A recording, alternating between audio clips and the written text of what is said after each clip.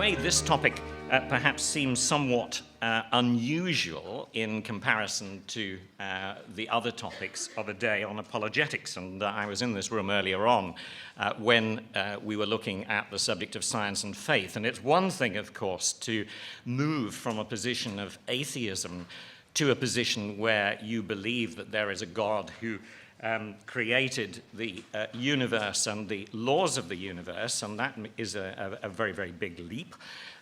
But it's a big leap from there to believing that there is a God who created the universe and the laws of the universe, and who also created us as sexual beings and will hold us accountable for how we behave in our sexual lives, which obviously touches upon the topic that hopefully I will be talking about with the slides in a moment. So with those caveats in mind, I will just say that therefore you won't be seeing any pictures of fetuses or abortions being done or anything of that nature. Now, I've also entitled this talk, Abortion, What Every Christian Should Know. Actually, the title could be What Everyone Should Know, because whether you're a Christian or not, I have found that these are things that are not often talked about. And I should perhaps explain that although now I am in full-time academia and teach in medical law and medical ethics, I was for 30 years a general practitioner and a tutor in general practice. So I've certainly encountered these problems firsthand, as indeed I have on many occasions encountered the problems with the IT, which are hopefully now behind us. So, anybody recognize that doctor? Yes, a murmur of recognition. Anybody like to say who that is? Harold Shipman is correct. And why is he known to most of you? Because he was a mass murderer, and who did he kill? Patients, the elderly, yep. And he could only get away with that to the extent that he did and the time that he did because he was a doctor. How many of you recognize that man? Just put your hand up if you recognize him. Quite a few of you, but less of you than with Shipman, where the name was a murmur immediately. Somebody who raised their hands want to tell me who that is? Dr. Gosnell, absolutely correct. Most of you have not heard of Kermit Gosnell, which is surprising on one level because he is an American full-time abortionist who was sentenced to life imprisonment for the murders of hundreds of babies in America, in Philadelphia, a few weeks ago. And there was virtually no mention of this in the British press whatsoever. Incidentally, he was also convicted on at least one count of manslaughter, I think two, of women who were having abortions in his clinic, which was a legal, licensed facility in America. Now, I put those two characters up to make the stark contrast that we do not care, actually, as a nation at all, about the killing of babies, to the extent that for many weeks the British press wanted to bury the Gosnell story because it's not politically correct and it's inconvenient. Now, I did get some coverage in America, and if you Google it, you'll see that I am not making it up. And you will see from the amplification that I've made of that picture in an American magazine that the accusation was that hundreds were the number of babies that he killed. So because records were not kept, and it's a lot easier to kill a baby than it is to kill an elderly person, these babies may, in fact, have exceeded the crimes of Shipman.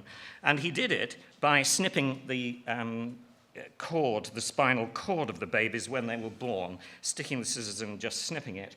And one of the workers at the trial described it as raining fetuses. Now, you may say that, that's a terribly shocking way to begin a talk, and, how emotional. And indeed it is. but I do so deliberately in order to awaken ourselves to the fact that when I debated this subject with a well-known ex-MP who is one of the leading advocates for even more liberal abortion in Britain, and I said to him, can you guarantee then, when he tried to make light of this, that this does not happen, that is to say, illegal abortions in British clinics? Can you guarantee that that's not happening in this country? And he completely avoided giving an answer. Now, the reason that I think that these things are happening is because what happens in practice is often preceded by a change in culture and a change in the language. And this is well illustrated by these two ethicists. Any of you heard of the term after-birth abortion? You know, few of you have heard of that. This was published in the Journal of Medical Ethics, which is one of the leading British journal in the field, and it was published last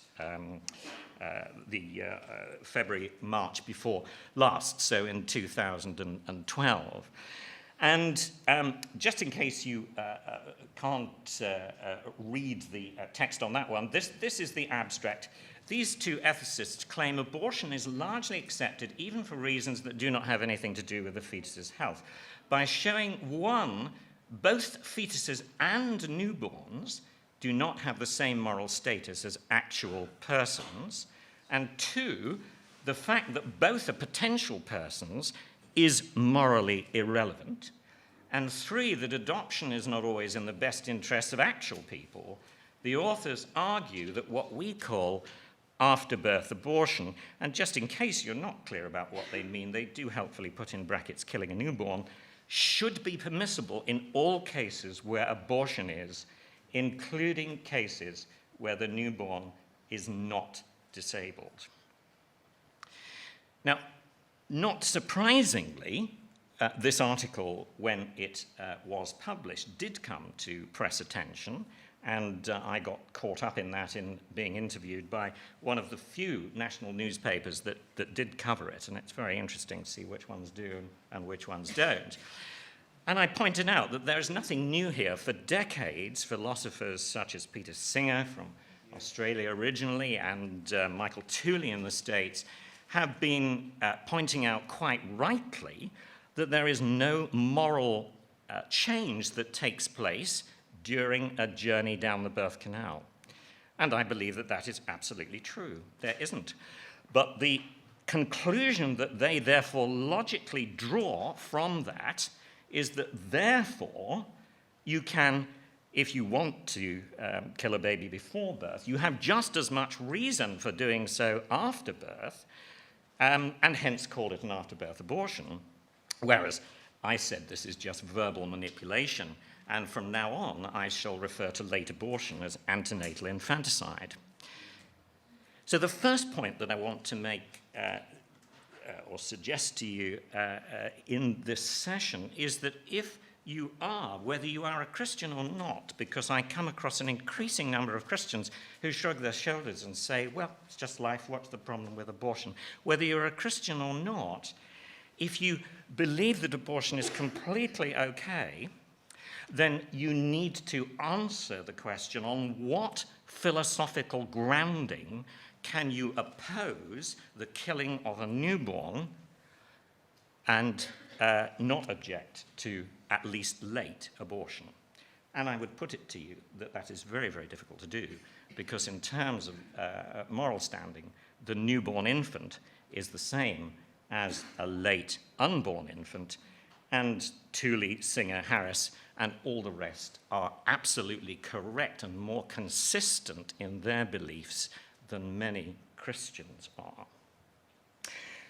Now, with that then, as a gentle opener, I'm going to move to just consider some of the primary questions, it seems to me, that everybody needs to know about abortion, because how we respond to it and what we do about it is really quite dependent on our understanding of the facts of what is going on.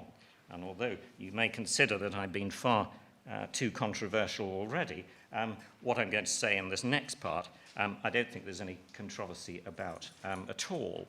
And obviously the definitions of terms do vary, and abortion doesn't just refer to so-called induced abortion in medical texts, but usually in common parlance, abortion means one that's been carried out deliberately to terminate a pregnancy to stop it from resulting in a live birth. And when I use the word abortion, that's what I'm going to mean by it. How many of them are there? Well, it's the commonest surgical procedure in the world, and there are millions every year.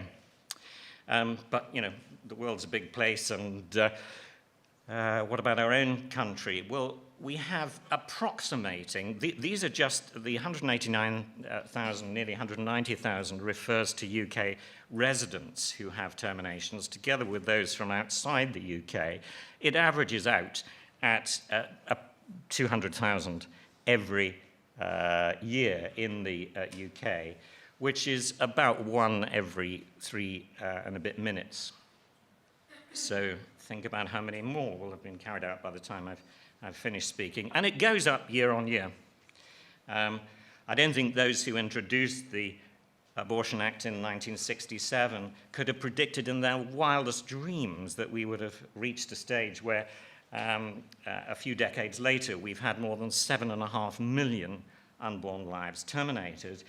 And the really big statistic, if you don't take home anything else from this particular seminar, except this fact, 1 in 3 women of reproductive age has had an abortion in the UK. Now, this means that in the folks that we mingle with in the supermarket, at the school gate, in the pews and chairs in our churches every Sunday, there are women and men who are hurting from this, because 1 in 3 guys is going to be affected by having fathered a child who has ended up being aborted. This is a huge area of unspoken heartache and pain in the Church of Jesus Christ. And we need to cultivate in our churches an adult approach that enables us to talk about these things in order that folks who need help, as they obviously do from the statistics I shall point to in a moment, can get it. 1 in every 4 pregnancies in the UK now ends in abortion. And there's been a lot in the press this year about adoption and the difficulties there, but when you look at the thousands of abortions carried out and only 60 adoptions in this country in 2012. And as I've said there, the fear of speaking at all prevents the hope of healing. And I take absolutely no pleasure in speaking about this subject at all. In fact, the last time I did it was one of the few times I can remember being publicly harangued from the congregation before I got out of the pulpit in the church in southwest London, and emotions do run very, very high. Now, this gives an indication of the increase in the numbers of abortion from the passing of the Act, when in the first few years of implementation they were relatively few, and with some ups and downs along the way, you can see the trend has been steadily upwards, because of course once something becomes legal and normalized in society, people stop thinking about the moral implications of it, unless they have good reason to do otherwise. And if you are a Christian and claim to follow the teachings of the Scriptures, I would suggest that there are good reasons why you do need to think about it. This is a slide that just shows the rate per 1,000 of the population by the age of the woman concerned. And you can see that the graph peaks at about the age of 20 to 22 and seems to be at 0 from the age of 13, although of course terminations do take place, sadly, in children, and I do use the word deliberately, children as young as 11.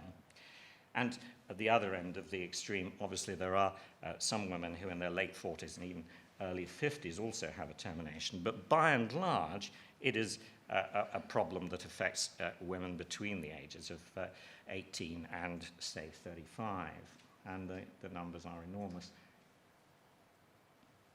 Why is it done then? Well, most people are aware that termination of pregnancy can be carried out if there is risk to the life of the pregnant woman. And even in a country like Ireland, that is legal.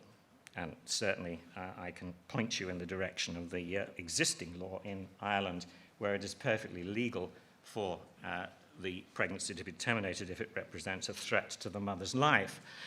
But the number of those carried out for that reason is only 0.013% of UK abortions to do that. It's exceedingly rare. And certainly Ireland has one of the best maternal safety records in any country in Europe. And the maternal mortality rate is far lower in Ireland than it is in the UK, where we do have legal abortion. And as you'll see there, certainly in the study that's quite old now, but well documented, of the 21 maternal deaths amongst thousands of pregnancies, abortion wouldn't have saved a single life. Another reason that it's done is if the child is likely to be, will suffer from serious physical and mental abnormalities, as to be seriously handicapped. Now, notice that that word is in the legislation. And again, handicap counts for a very, very small amount, but a lot of people don't know that if the child is thought to be handicapped, it can be aborted up to birth. I mentioned this to a BBC researcher a couple of weeks ago, and she said to me, "That's not right." But it is. And if a BBC researcher doing a program on abortion didn't know that you can legally abort up to birth for handicap, then these things are not very, very well known. But certainly we've had a case, the Joanna Jepson case, for those of you who may recall that pointed out that so-called serious handicap, actually abortions are done for reasons for surgically correctable things like cleft palate and club foot.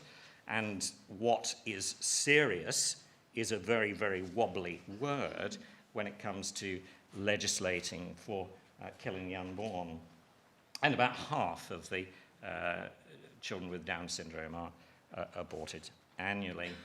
Now, in practice, the reason why 98%, 99% of abortions are done as indicated there is on ground C, which ostensibly under the law says that there is risk to the physical or mental health of the pregnant woman, and in virtually every case, 99% of them, it is the mental health criteria that is judged to be at risk.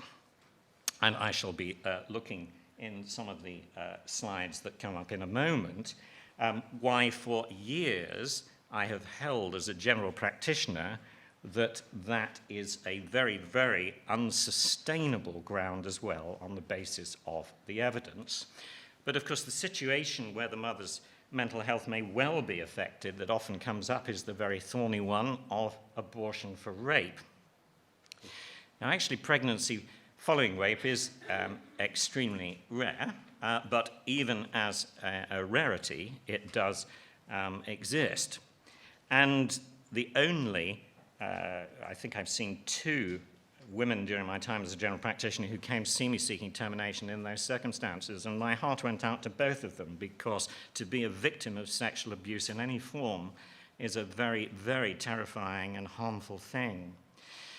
But I think from certainly the academic point of view and from a theological point of view, is the answer to that victimhood the sacrificing of a second innocent victim?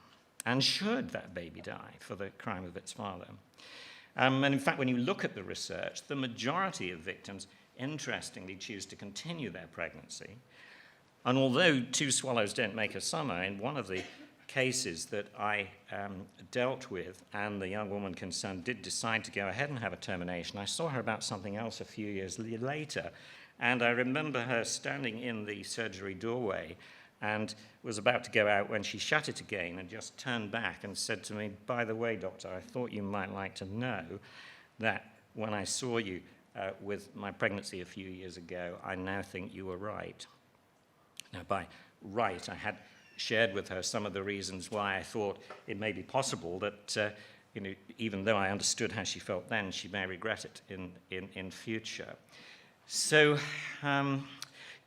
you can't always predict the future, and that is why I would say that life should always be given the benefit of the doubt. And my 30 years of experience in general practice has certainly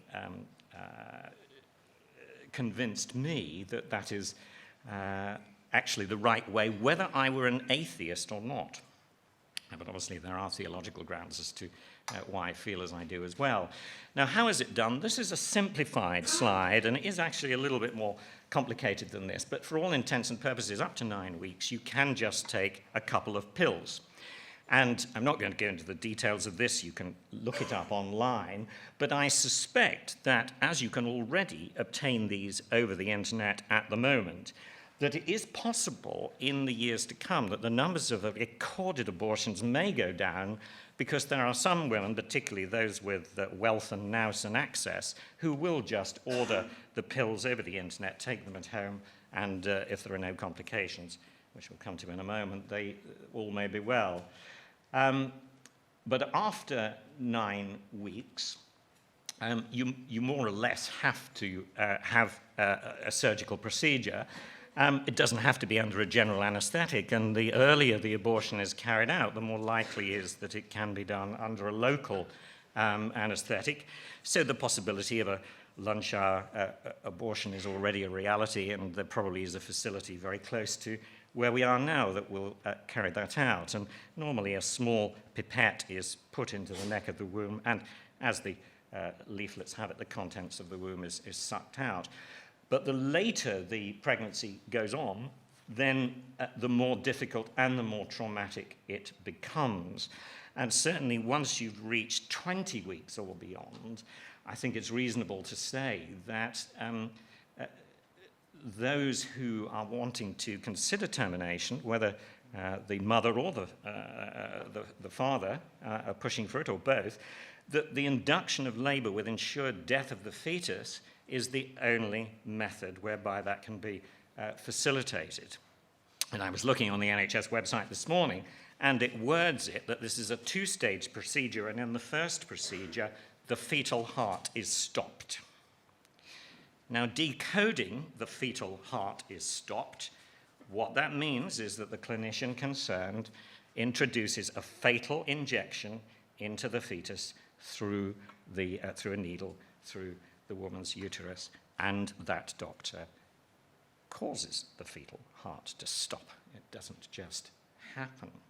And of course, the woman has to deliver that. Now, am I just a bloke who's making a fuss about this because I'm a man? I have had a mother ring me from St. George's Hospital with her daughter who was 24 weeks pregnant when she presented. An intelligent girl doesn't present that late in pregnancy without at least being somewhat ambivalent about the matter.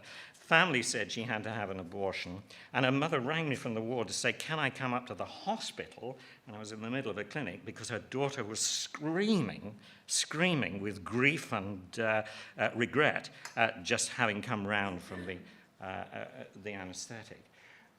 And this is what makes me so angry when the abortion industry, and I will call it that with 7.5 million over the past decades, when the abortion industry say that, it's just like having your appendix out or even having a skin tag clipped off your ear. Now, one of the things that even abortion industry recognizes is a complication of even one abortion is that you do have an increased risk of premature birth in subsequent children. Now, I've yet to see a hospital leaflet that spells this out. More than 50 papers I could point you to that indicates that this is so, and the risk increases with the number of abortions as well. And the odds ratio, as it's called, is actually just about doubled, somewhere between 2 and 3 abortions. Women are rarely told about it. Now, I was debating Evan Harris on Premier Radio, and the thing is still online on Unbelievable a few weeks ago, And he said two things. He said, one, the increased risk isn't very great. Well, double sounds pretty significant if it was my daughter or my wife, and I'd expect that she should be told about it. And secondly, I claimed that it's ironic that abortion, which was supposed to do away with handicapped children, I actually believe it will be clearly demonstrated within the next 10 years, is contributing to disability. Now, I don't know any paper I can refer you to on that, but we do know that prematurity is a major cause of disability and handicap, and if abortion is a major cause of increased prematurity rates, you don't need to be Albert Einstein to see that actually, unintentionally, in trying to eliminate handicap, we may in fact be increasing it in subsequent pregnancies for the 1 in 3 women, remember, who have already had one.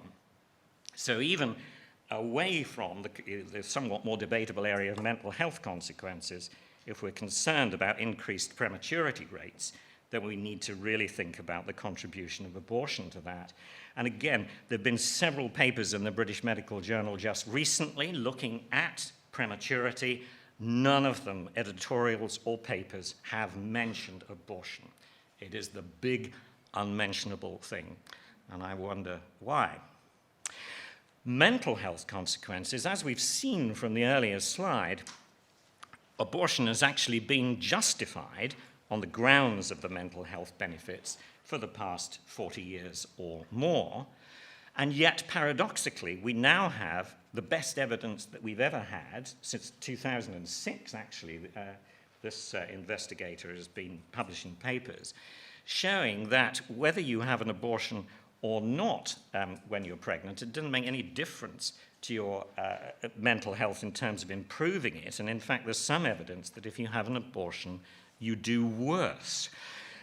Now, this is particularly powerful evidence because Dr. Ferguson, who's a New Zealander, actually probably would maybe quite cross about myself and others using his work in the way that we do, because he is pro-abortion. He has no moral problem with abortion at all, but what he has had is a problem in getting his work published, because if you think that the world of scientific academia is neutral, just try getting something like this published, and that's why his first paper he had to have published in a relatively obscure journal, but he has subsequently had several more published, including one in the British Journal of Psychiatry.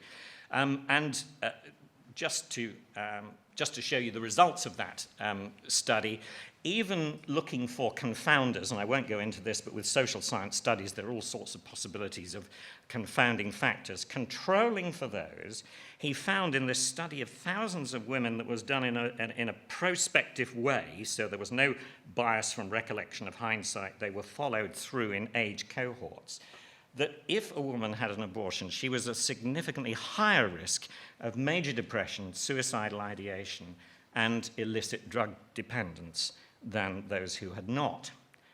And that was a story that appeared in the Times when the first Ferguson paper was released.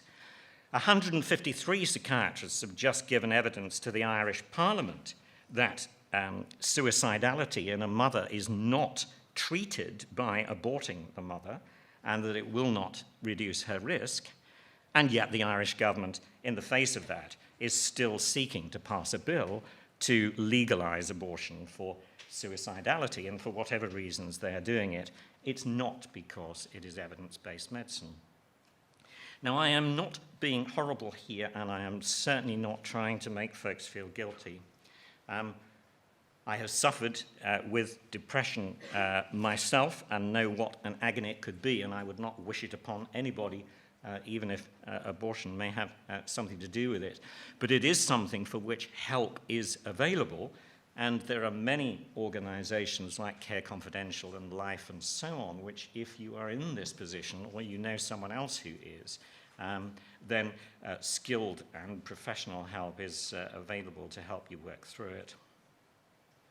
Now, a more abstract thing in some ways, though very relevant in others, is that again, you don't need to be a rocket scientist to know that if we've aborted 7.5 million of our unborn, then the population pyramid will look very different from what it would if those kids had lived. And these are actually figures from Japan, but if you look at the one from 1950 on your left, the younger folks aged 0 to 10 are at the bottom, and you'll see that there is a stable pyramid with lots of babies and young people to support the elderly in their dotage. And approaching it myself, I'm very concerned about this.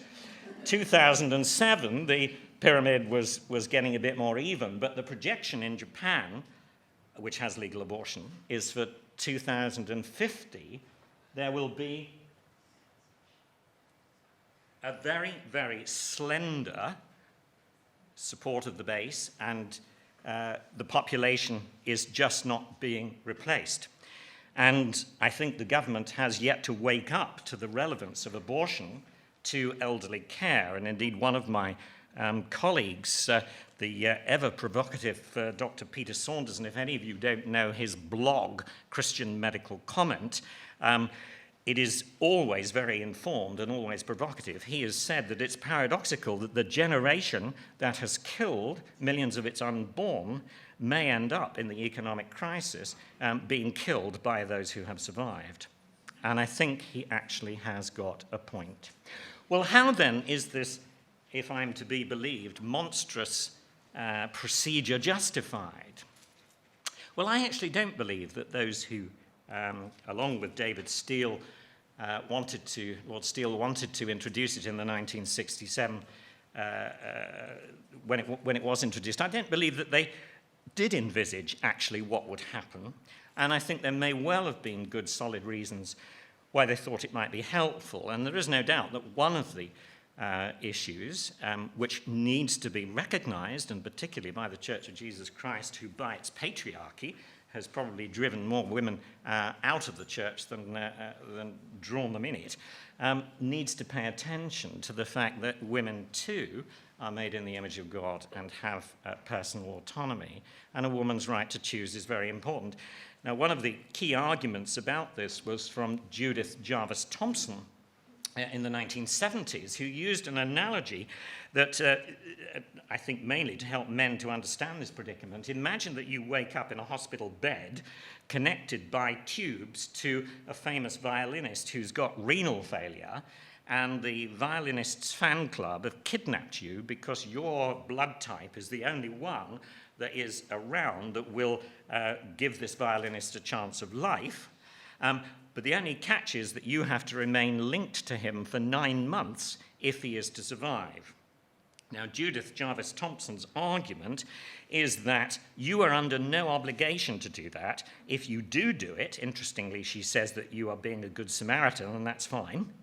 And I hope that those of us who follow Christ would want to be in that category. If you do it, that's fine, but you're under no obligation to do it. Now, that argument is in every RE syllabus across the country. It has become widespread, and yet I marvel at how people swallow it, because there are so many breakdowns in the analogy. For a start, if you're raped, I think it does apply, but if you've become pregnant through any other reason, you can hardly usually make that akin to kidnap. And just recently, Difford in Human Reproduction and Genetic Ethics has considered this thought experiment and deconstructed it, and that's her last paragraph.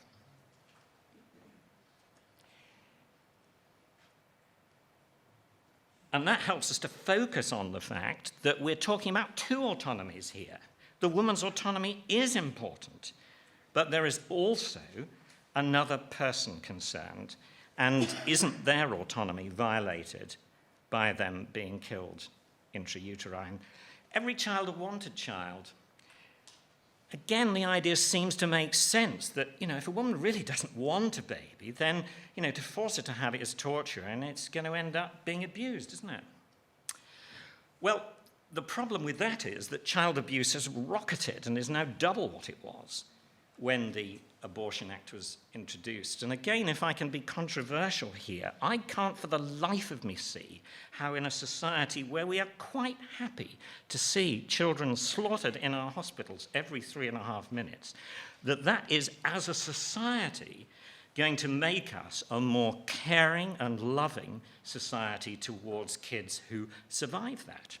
And the fact is that most abused kids are from wanted pregnancies, and most unwanted pregnancies, if they're not aborted, actually do result in wanted children. Let's return to this topic in just a moment. No return to backstreet abortions. Well, as I've indicated, with the advent of the abortion pill, I can assure you that no matter if abortion were to be repealed and made illegal tomorrow, we would not have, no matter how many coat hangers are waved outside Parliament, folks are going to get the pill illicitly online. They're not going to return to coat hangers. But claims that there were thousands of deaths before 1967 were entirely fictitious.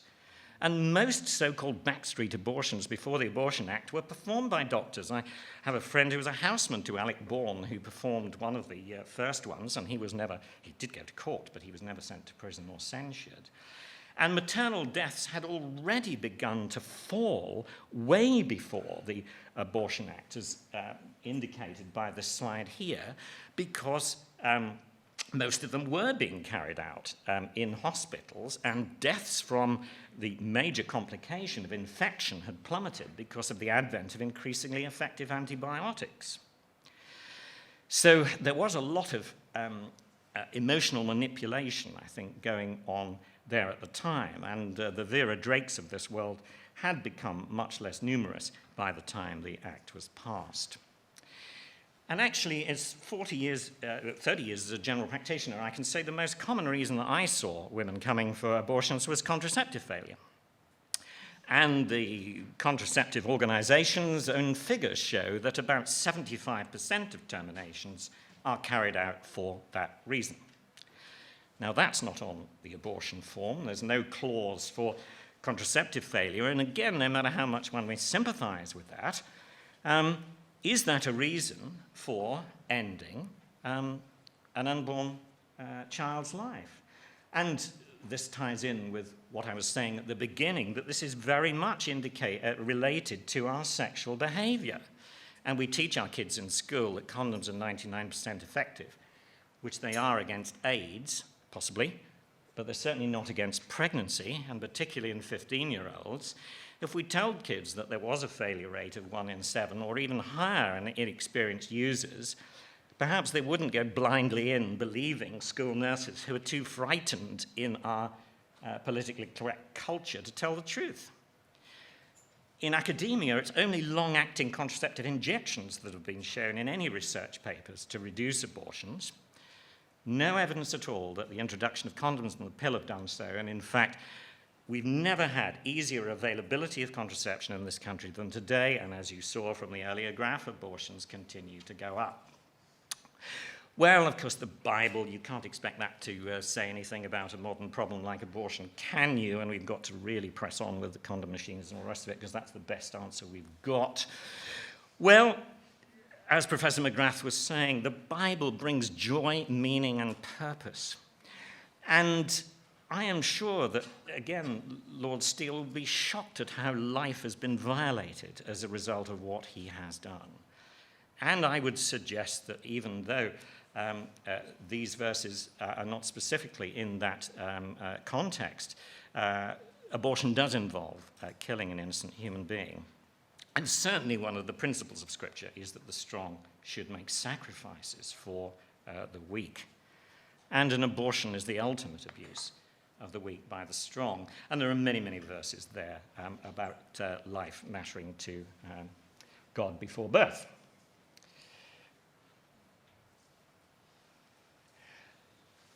Even if those verses were not enough, in my church at the moment we're going through some of the more bloodier books of the Old Testament, and some pretty horrific stuff there.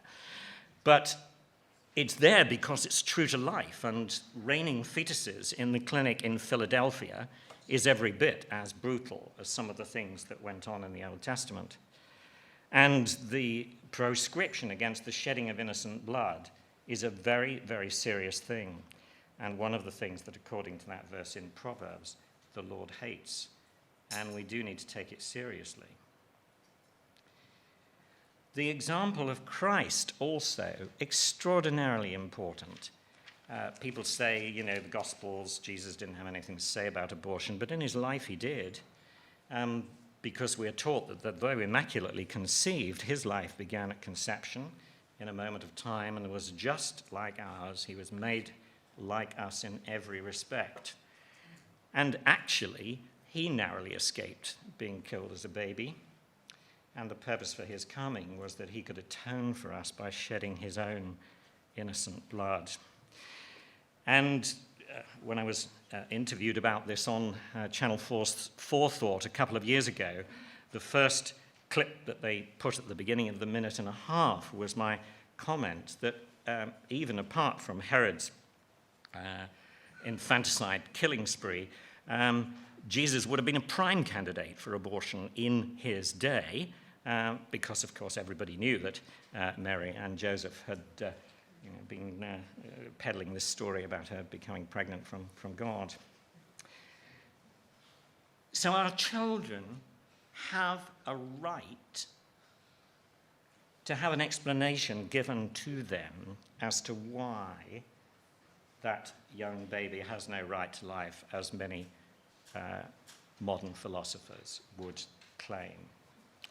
And I hope that as a result of what we've covered in the past hour, that you will be able to go back to your churches and try to share with others about the importance of this issue on a pastoral level, even if one doesn't proclaim it in the streets, because it seems to me to be that one of the marks of whether we are truly followers of Christ or not doesn't matter on what we spout, but what we do.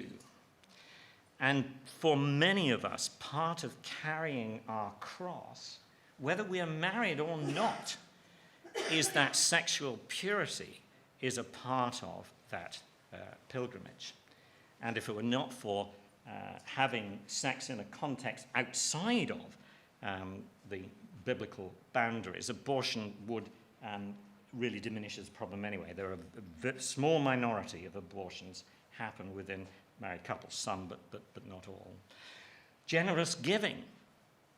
Organizations like Life and Care Confidential, many other Christian groupings throughout the country seeking to care for those with an unplanned pregnancy and to help them with the practical things of finding support, a place to live, and so on.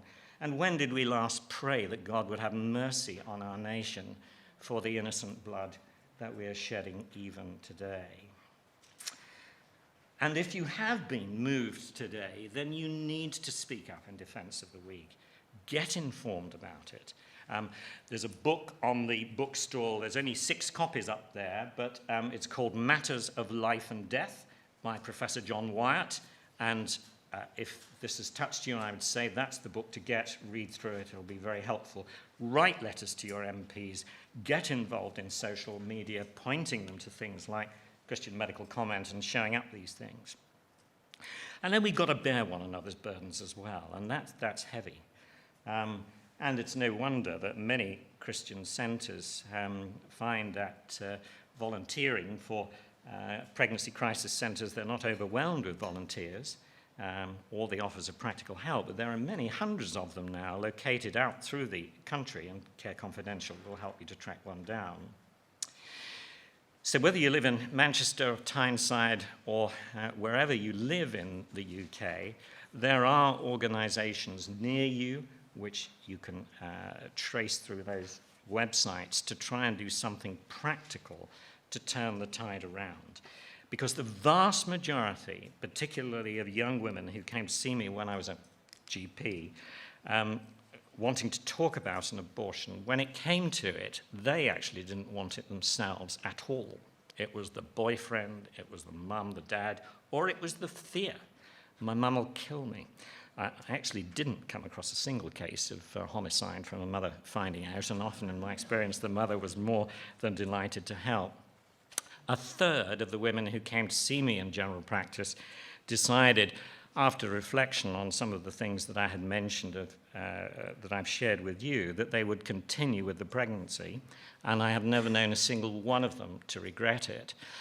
So when I do speak, as I occasionally do with politicians, I simply say that one way to bring the abortion rate down by a third would simply be to allow women to have all the facts instead of the partial story from an industry that certainly, if it's private abortion and even in NHS hospitals, two charities mainly carry them out. The livelihood of these people is obviously dependent on the work that they do. But I'm going to stop because my time is up, and I am sure that it will have provoked some questions, and we've got 15 minutes for that. There was a marked drop in the abortion rate just prior to the 1980s.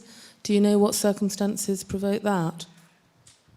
That's the danger of showing a graph, isn't it? And it was a question that I asked myself when I looked at the figure, and the simple answer is I don't know, but something for my homework before I show that slide again. We see a number of verses in the Bible, Jeremiah, and I think there's something in Romans as well, saying that God has a number of plans for us, and he knows those plans, and he works all things for good.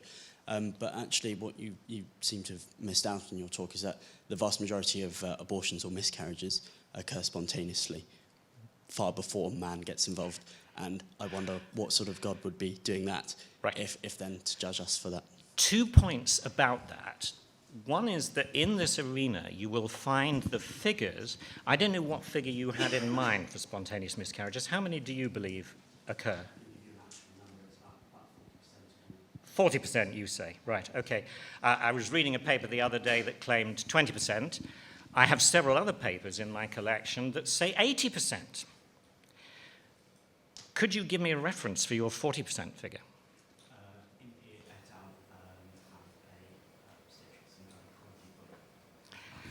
Do they give a reference for it? Because textbooks are full of errors, as you will know. I mean, the point that I'm making is that I have not been able to find a reliable reference for that. And I, in fact, have a master's student at the moment who is investigating this for his thesis. And I can't preclude what his findings will be. But I have a feeling that just like the backstreet abortion figure, and various other, I mean, in Brazil, the figure of the number of women having backstreet abortions exceeded the number of total pregnancies, I think, in the country. It is just an area where things are bandied around, and I am not sure that there is any evidence for the higher figures. Now, obviously, there are some, and clearly as a general practitioner, I've had friends who've had the heartbreak of miscarriage. But I think that I would say that two things about that. One is that when a woman does have a miscarriage, there are plenty of facilities and services, bereavement counseling and so on, the Miscarriage Association. You go on the website and you see what hurt and pain that results in women's lives. Yeah, if they have an abortion, oh, it's nothing, you mustn't talk about that. Now there's a big mismatch, as big as your thumb. One needs to be careful about opening up that argument. The second thing, of course, is that Christians don't believe that we live in a perfect world. We believe that we live in a world that is marred by the consequences of sin. And part of that is that, of course, we become diseased and natural processes go wrong. But I would say that there is no moral ground for justifying the deliberate and intentional killing of the unborn, even if the rate of spontaneous miscarriage were 80%, no more than if the number of elderly ladies knocked down by buses in London justified pushing your elderly granny under a bus to get her inheritance. So I see where it's coming from, but A, I think the figure is questionable. B, is the moral grounding? I would say not. The lady there was going to be next. Hi, yeah. I've got two questions. I hope that's okay. Depends what they are. We'll see. Yeah, it's just how you'd advise the church and Christians.